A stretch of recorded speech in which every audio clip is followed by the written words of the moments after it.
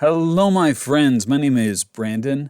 I make video games under the name of Fold Up Games. When I'm making games, I'm sure you already know that because you found this channel. I am back in the saddle doing some game maker stuff after being away for a while, learning some Unity and having fun. Game makers kind of come back on the radar for me. I was looking at some other software, maybe doing some more 3D type stuff, maybe Godot, learn some Unity, but I decided to go ahead and make a game I've been wanting to do for a long time and have tried several times. And I wanted to use a piece of software that I'm already familiar with instead of learning a new platform. So that's where we are. So I decided, hey, we're gonna do a devlog, doggone it, and it's gonna be fun. And this time I'm gonna actually make the game and we're gonna finish it. The devlog demands that I finish it. So here's my game so far. I'll show you some more of it. But the inspiration for this is this old Atari ST game called Sundog. And so my working title right now is Moondog because this is kind of my homage to it. It's my own thing, but it's an homage in a lot of ways. If you didn't know about Sundog on the Atari ST, you didn't know the Atari ST even existed, that Atari made a computer. Not too shocking. Not a lot of people would have known that. But this game was so way ahead of its time, really cool. It put you in this spaceship that you could walk around, your tiny little character walk around your pod there. You could, go to different planets. You could drive your pod around or walk around. Your character was literally a pixel at that scale, but you could walk around and buy cargo. You could go shopping, go to bars. They would tell you jokes and stories and stuff. I mean, this is on, like, you could see it's just like itty bitty pixel sized graphics. This system, it was an old computer, but man, they put their heart and soul into it. It's so cool. But anyway, it was just like, dude, so impressive that you could do all this. And I was just like, there's got to be a way that with modern technology I could make my own version of this. And I know other people have space games, but I don't want to play their space games. I want to make a space game because doggone it, I do. But anyway, here's what we have so far. I've got a notebook. You gotta have a notebook when you're making a game, and draw all your stuff that you're gonna do and all your plans. I've got pages of this, and I've got notes on a Word document, and I've got my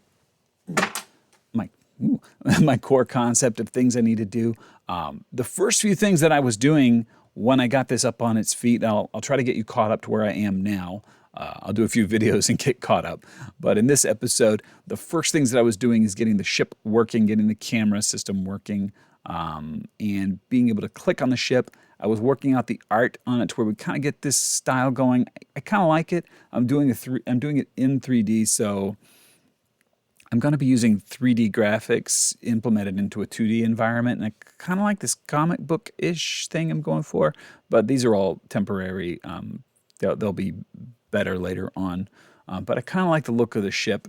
If you have a thought on graphics or anything, you go for it. Let me know. I kind of like the look of the ship, and I kind of like the look of the character if I get him animated and stuff. But you can walk around here. This allows you, the idea here is that you can just do things in here without thinking or clicking buttons or worrying about the interface. It just feels natural. Like, you want to fly the ship, what do? Well, you sit down in the chair, now you're flying the ship. You want to look at yourself in the ship, you click the ship. You see, it's not complicated. But the other cool thing that I want to do is, a lot like with Sundog, they had this maintenance bay thing, but I wanted to do it all into one system. They have multiple screens for managing it, and in Sundog you would put different components in here to kind of get different behaviors. I do want to have ship customization.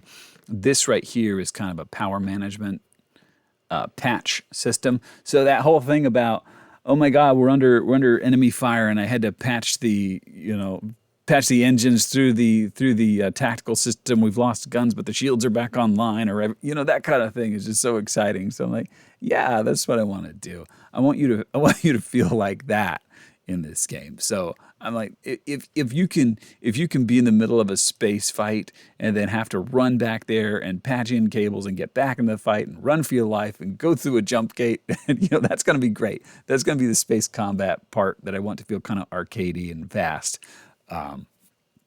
The rest of it is going to be landing on cities and exploring and walking around. It's going to have a lot to do with buying and trading cargo.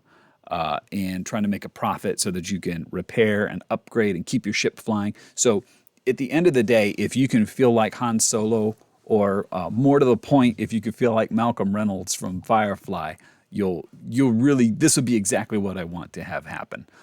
And that's my whole goal right now. But anyway, that's the gist of it at this juncture in time. I'll do some more videos to catch up with the rest of the progress. If you like the project, if you have any comments or thoughts for me, or you have a cooler name for me, that'll be fine too. But that'll probably be a little later after you see, what the game's all about and how things are coming. But I hope you have a great day. You guys be awesome.